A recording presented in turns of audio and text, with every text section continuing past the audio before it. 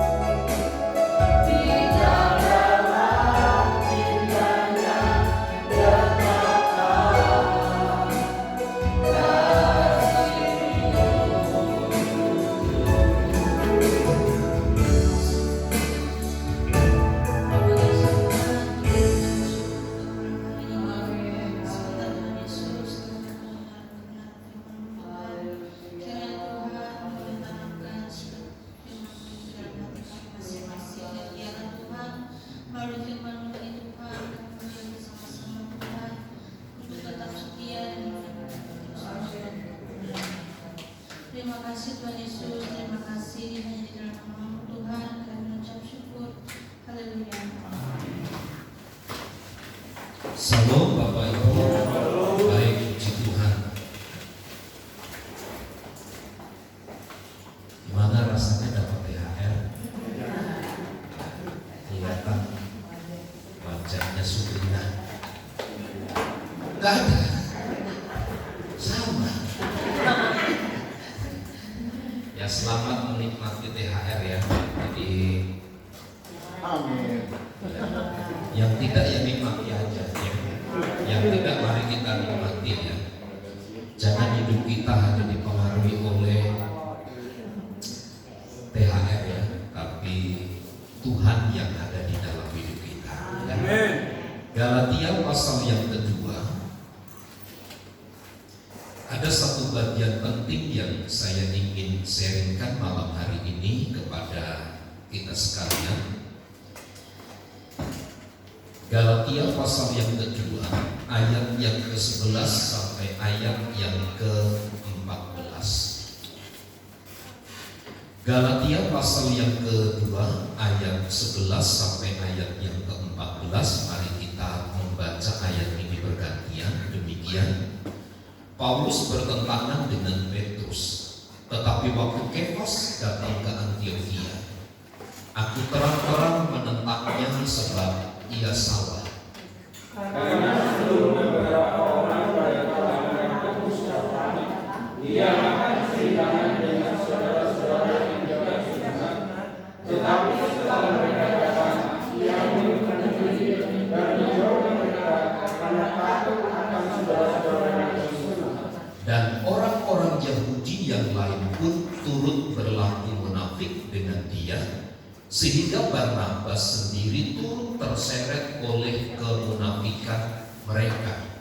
Tetapi waktu melihat bahwa mereka itu sesuai dengan kebenaran ini, aku berkata kepada Kefas dan kepada mereka semua, jika engkau seorang Yahudi, hidup secara kafir dan bukan secara Yahudi, bagaimana engkau dapat memaksa saudara-saudara yang tidak sunat untuk hidup secara Yahudi? Puji Tuhan. Beberapa minggu yang lalu saya sampaikan tentang latar belakang kehidupan daripada Paulus dan pelayanannya, juga bagaimana tentang tantangan yang ia hadapi ketika ia harus melayani, dan seberapa maksimal pelayanan yang diterima, atau kemudian jika kita lihat grafiknya terhadap pelayanan Paulus selama beberapa lama waktunya. Kita tahu persis, selain daripada nabi-nabi palsu, guru-guru palsu yang ada di Galatia, itu pun bagi Paulus membuatnya sudah membutuhkan energi yang banyak untuk menghadapi para guru-guru palsu dengan berbagai macam pengajaran-pengajaran yang intinya adalah bahwa keselamatan itu tidak hanya melalui di dalam Yesus Kristus, percaya kepada Yesus Kristus, tetapi keselamatan itu juga boleh melalui tindakan. Jadi tidak lengkap bagi orang-orang guru-guru palsu ini percaya kepada Yesus, tetapi harus melakukan peraturan-peraturan tertentu. Nah, selain dengan beratnya medan yang Paulus alami, ia juga berhadapan dengan komunitasnya, yaitu sesama anak-anak Tuhan, sesama pelayan-pelayan Tuhan. Menurut saya, Bapak Ibu Saudara, berdasarkan pembacaan ayat ini dan apa yang saya pahami, menurut Paulus, persoalan yang lebih besar itu adalah bukan guru-guru palsu itu. Kalau guru-guru palsu dia terangkan kebenaran, apa yang ia dapat dari Allah itu cukup. Tetapi Paulus berhadapan dengan orang-orang sekelas sepelayanan yang sama-sama terlibat di dalam pelayanan, yang notabene adalah anak-anak Tuhan, gereja-gereja Tuhan, yang munafik begitu. Yang ada di dalam pikiran kita, munafik itu adalah apa yang keluar dari mulut itu tidak sesuai dengan perilakunya, atau pemahaman tentang sebuah kebenaran tidak sesuai dengan perilakunya. Jadi segala sesuatu yang tidak terkait dengan kebenaran itu disebut sebagai yang munafik. Satu kali dalam pelayanan Tuhan Yesus di dalam Injil Matius pasal 23, mulai ayat 27 sampai ayat 28, Tuhan Yesus secara terang-terangan menegur mereka yang disebut sebagai ahli-ahli Taurat dan orang Farisi. Tuhan Yesus menyebut mereka sebagai, pasal 23 ayat yang ke-27, celakalah kamu, hai ahli-ahli Taurat dan orang-orang Farisi, hai kamu orang-orang munafik, sebab kamu sama seperti kuburan yang dilabur putih, yang sebelah luarnya memang bersih tampaknya, tetapi yang sebelah dalamnya penuh tulang belulang dan pelbagai jenis kotoran. Demikian jugalah kamu, di sebelah luar kamu tampaknya benar di mata orang, tetapi di sebelah dalam kamu penuh dengan kemunafikan dan kedurjanaan. Inilah yang dimaksud oleh Tuhan Yesus sebagai orang-orang yang munafik itu. Tampak di luar dirinya kelihatan benar, kelihatan baik, tetapi ketika diselidiki dalam kehidupan sehari-hari tidak sesuai dengan apa yang dipahami, tidak sesuai dengan apa yang dimengerti. Ini merupakan sesuatu yang susah diprediksi, yang sulit untuk dipahami.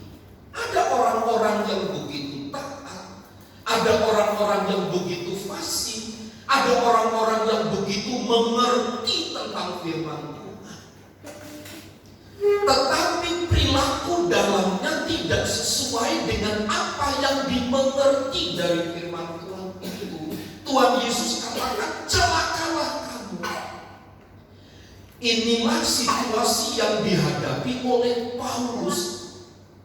Dan yang disebut munafik itu bukan orang-orang lain, tetapi orang-orang yang ada di dalam perkumpulan mereka, di mana di pihak luar Paulus berusaha begitu keras untuk berdiri di atas kebenaran, tetapi sementara orang-orang yang ada di kalangan ring satunya justru menunjukkan karakter yang tidak sama.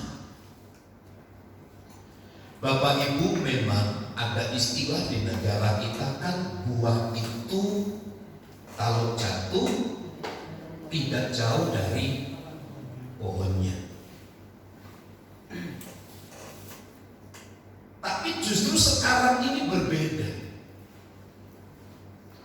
Buah itu bisa jatuh jauh dari pohonnya. Kenapa? Karena terkena banjir, karena kena musibah, keseret air dan seterusnya. Kita sudah mendidik, kita sudah memberikan nilai-nilai kebenaran, tetapi justru apa yang disampaikan dari nilai-nilai kebenaran itu tidak membekas. Saya kira kalau dalam posisi Paulus, saya tahu persis begitu. Bagaimana kesulitan beratnya menghadapi orang-orang seperti apa yang disebut oleh Paulus, khususnya dalam Galatia pasal 2 ayat 11 sampai ayat 14 ini. adalah seorang yang memang pada waktu itu salah satu orang yang dipercaya untuk memberitakan kebenaran. Dan peristiwa ini terjadi di Antioquia. Di Antioquia, nanti kalau kita belajar dalam kitab Kisah Para Rasul, di Antioquia lah pelayanan rasul-rasul itu banyak memenangkan jiwa. Banyak orang menjadi percaya, banyak orang menjadi bertobat. Kenapa? Karena pelayanan mujizat Roh itu ada di tengah-tengah mereka. Tuhan menyertai pelayanan mereka. Tetapi di sementara di satu sisi oleh karena satu dan lain hal, justru seorang yang bernama Petrus ini perilakunya tidak sesuai dengan kebenaran yang ia dan Paulus sampaikan. Kronologi dari ayat itu kita bisa membaca dengan baik ya. Ketika Petrus tiba di Antioquia, sebagai manusia yang banyak beraktivitas melakukan kegiatan, ia merasa lapar. Nah, di tengah-tengah rasa haus dan lapar itulah mereka makan bersama-sama orang Kristen bukan Yahudi. Orang-orang Kristen bukan Yahudi. Nah, di dalam ayat selanjutnya kita membaca beberapa orang Yahudi dan kawan Yakobus itu datang ke Antioquia, tempat di mana Petrus dan Paulus ada di situ. Ketika mereka bersama-sama berjumpa, didapati oleh Paulus, Petrus tidak mau lagi makan bersama-sama orang bukan Yahudi.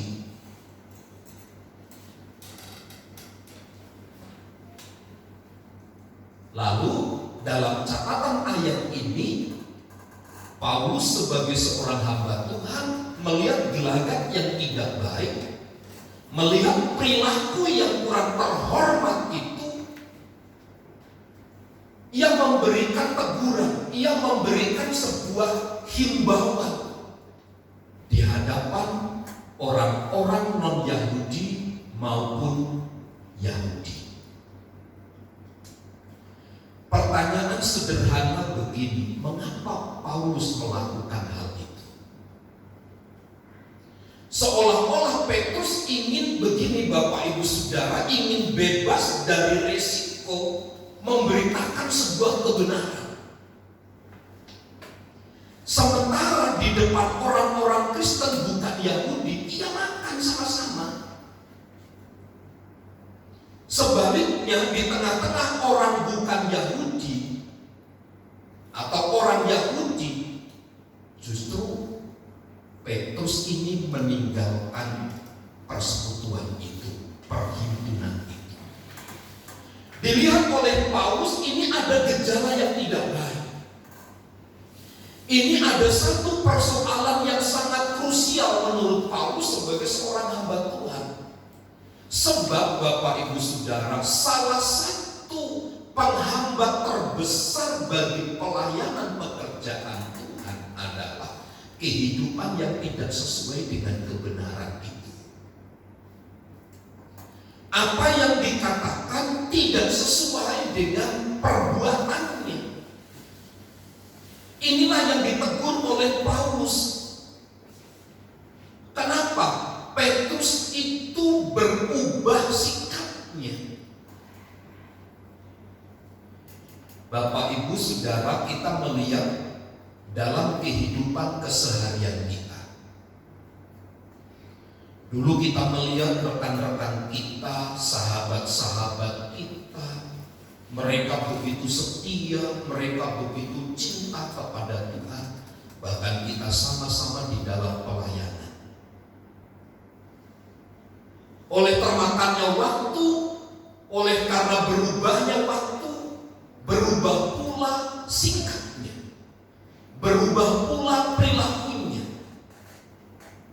Paulus mengharapkan begini kepada orang-orang percaya yang diwakili oleh Petrus itu, agar mereka punya konstan begitu di dalam melayani, di dalam mengikut dan mengiring Tuhan. Kalau memang pribadi kita A, jadilah A. Kemarin anak saya yang pertama si Koren itu ngecek, pengen tahu darahnya, sampai dia meledek, jangan-jangan saya bukan anaknya anak saya sama anakku Kris gitu. Kami berempat lah gitu, pergi ke PMI Kota Tangerang. Yang pertama itu si Jin, darahnya apa Jin? Kata saya dokter, waktu saya donor darahnya A. Terus kayak saya persis. Lalu kan istri saya darahnya B, kayak A, B gitu kan, A plus B. Nah si Florence saya kata, waduh darahnya apa nih sih?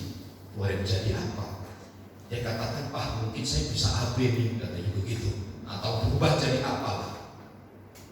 Tapi ada kecenderungan gitu, darahnya A, tapi ada kecenderungan di mengarah ke AB. Sama-sama. Kalau saya lihat dari tetesan darah yang dites itu, oh iya ya, antara A ke B itu sedikit sekali celah perbedaannya, gitu. Sehingga bisa AB, bisa A. Gitu. Tetapi akhirnya suster itu bilang darahnya A, wah ini bapaknya semua darahnya tuh, katanya begitu. Jangan takut tidak diakui oleh orang tua. Samar-samar katanya. Tapi di dalam prinsip kebenaran Bapak Ibu Saudara, dalam prinsip kebenaran kita itu tidak boleh abu-abu di dunia yang abu-abu. Kita itu harus memiliki warna yang konstan, yang konsisten. Kita katakan A, ya mari kita tunjukkan A gitu. Kadang-kadang mengapa sih Bapak Ibu Saudara kita itu tidak bisa menunjukkan jati diri bahwa kita itu anak-anak Tuhan? Sebenarnya mungkin yang pertama rasa malu.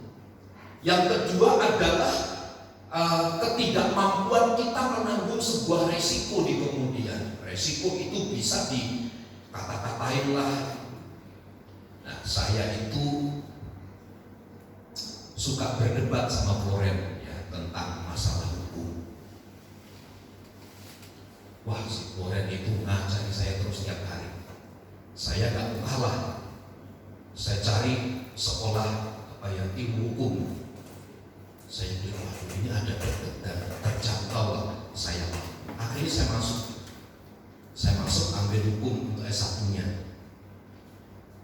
Ketika Floren ngomong bicara, saya sudah tahu Floren. Saya ngerti Floren itu ilmumu, saya bilang begitu. Walaupun dia udah semester 6, saya baru semester pertama. Tapi saya bilang kepada Floren, sekarang kita berimbang ya. Gitu. Saya berimbang dengan kamu tahu hukum, saya juga tahu. Jadi kamu jangan bodohi saya, jangan lawan saya. Gitu. Saya ngerti paling tidak. Maksud saya adalah begini, kita itu harus belajar konsisten. Ketika ditanya oleh dosen bilang begini, karena kan suruh perkenalan gitu ya, backgroundnya apa gitu. Ini Pak Sidauro dia tanya begitu.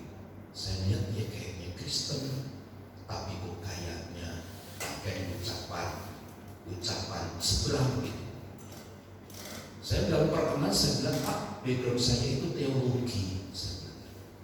Lalu Bapak itu bilang, Bapak teologi? Iya. Berarti Bapak pendeta dong. Padahal di grup saya itu banyak haji-hajinya. Waduh, saya bilang kepada istri, wah dosen ini gak bisa ajak kerjasama gitu. Tapi di hati saya kemudian berkata, puji Tuhan, Saya bisa memperkenalkan diri saya di depan orang-orang yang tidak seiman melalui Pak dosen itu akhirnya. Nah Bapak Ibu Saudara, sekarang saya punya tanggung jawab yang lebih berat, maksud saya begitu, untuk menunjukkan konsistensi saya sebagai seorang pelayan dan hamba Tuhan.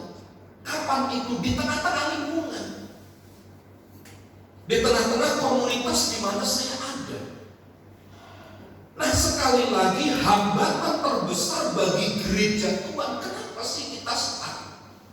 Kenapa sih orang tidak mau percaya dan tidak mau bertobat kepada Tuhan? Karena kita ini tidak konsisten. Kita ini berubah sikap, kita itu berubah setia. Perilaku kita tidak mencerminkan nilai-nilai kebenaran. Kenapa? Karena mungkin Petrus takut gitu terhadap orang-orang non-Yahudi. Padahal sebelumnya ia makan bersama-sama. Pelajaran penting bagi kita malam hari ini, Bapak Ibu Saudara. Di tengah-tengah lingkungan apapun, tunjukkanlah konsistensi kita sebagai anak-anak Tuhan. Makan di warteg berdoa, di restoran juga berdoa. Jangan seperti dulu saya sampaikan, di tengah-tengah restoran banyak orang-orang yang tidak seiman. Doanya kapan? Waktu sendok itu jatuh. Waktu dia jatuh, dia ambil sambil makan. Sulit baginya untuk berdoa, tutup mata, menengadah kepada Tuhan, mengucap syukur kepada Tuhan. Kenapa? Takut terhadap resiko yang kemudian ditimbulkan dari tindakan berdoa ini. Padahal Bapak Ibu Saudara, padahal justru ketika kita berdoa konsisten terhadap apa yang kita bangun di dalam hidup kita itu, kita bisa jadi berkat. Satu kali saya makan dengan Pak Pendeta Ferdi Irawan, karena waktu dia ketua BPD, saya sekretaris itu. Kami makan diajak rapat di Gading Serpong. Saya lupa restorannya itu di mana, tetapi dekat dekat pom bensin di Gading Serpong. Ada satu gedung besar di situ. Nah kami makan berdua. Pak Ferdi bilang begini, masa berdoa? Saya berdoa. Lalu amin. Banyak orang lihat kami berdoa. Tahukah Bapak Ibu Saudara apa yang terjadi ketika kami pulang? Ada yang bayarin. Saya tanya Pak Ferdi, kok udah dibayarin? Saya nggak tahu pasal. Memang ada pasal kenal sama orang Subhan, saya nggak kenal. Mungkin tadi waktu kita berdoa gitu, kesimpulannya ada orang yang tergerak hatinya gitu. Tapi menurut saya makanan saya nggak terlalu nggak terlalu murah mungkin, atau mungkin gitu loh, karena melihat kami pendeta makannya sangat sederhana, dibantu gitu. Tapi enggak, makan kami menurut saya levelnya tinggi karena itu restoran yang cukup ternama di sini. Nah ada hal yang positif yang saya terima ya. Persoalannya adalah kenapa kita tidak konsisten terhadap resiko-resiko yang ditimbulkan dari aktivitas, dari sikap konsisten kita itu. Padahal di hadapan Tuhan dalam Matius pasal 23, 27, 28 jelas, hai orang-orang yang munafik, celakalah kamu. Kenapa? Itu baru sandungan. Saya hanya ingin menegaskan begini Bapak Ibu Saudara, orang-orang yang tidak konsisten di dalam hidupnya akan mengalami hambatan-hambatan, akan banyak mengalami kendala-kendala, akan ada banyak mengalami hambatan-hambatan, akan ada banyak polisi tidur di jalan. perjalanan kita. Seharusnya kita cepat. Nah, kemarin saya lihat di Facebook itu, Bapak Ibu Saudara, ada satu perlombaan yang sederhana sebenarnya. Ada 2 tempat gitu, satu tempat sini, tempat situ. Di sini diisi yang semisal ini alat mungkin ya.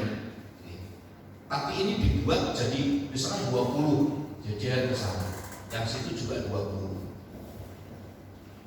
Kemudian Bapak Ibu Saudara, ada 2 orang ini berbeda cara mengambilnya. Orang yang di sebelah sini mengumpulkan karena begini, yang menang itu adalah siapa yang cepat mengumpulkan dari 20 tempat itu menjadi satu di sini. Gak boleh dirapel, harus satu-satu. Tahukah Bapak Ibu Saudara, semua ujian itu dimenangkan oleh orang yang mengambil dari jauh. Dari anak-anak sampai yang dewasa diuji. Orang yang memulai mengambil itu dari jauh, dialah yang akan menang. Tapi orang yang mengumpulkan dari yang terdekat, dia pasti kalah. Saya coba mencerna, apa sih perbedaannya? Perbedaannya adalah begini. Orang yang mengambil jauh terlebih dahulu itu banyak mempergunakan tenaga. Banyak mempergunakan tenaga. Semakin dekat ia memerlukan tenaga